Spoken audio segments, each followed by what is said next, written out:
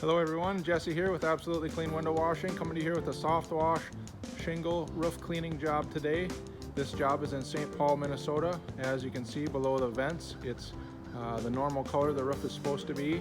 That is because the zinc metal from the galvanized material has leached down and kept the roof clean over the years. Everything around the vents is covered in black algae, causing the discoloration of this roof. This is a very dramatic, dark roof here. We're going to restore this roof to its original light gray color here today. This is the before video. We're also going to do an after video, and we've taken before pictures. We're also going to take some after pictures, so please stay tuned for those at the end of the video.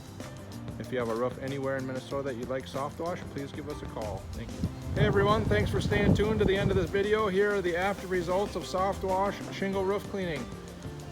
If you need a roof cleaned anywhere in Minnesota, please give us a call, 612-919-4185, 612-919-4185. We did the front and the back of this home. We also did all the siding, complimentary to the homeowner here on this project. The siding really needed to be washed, so we just went ahead and washed it.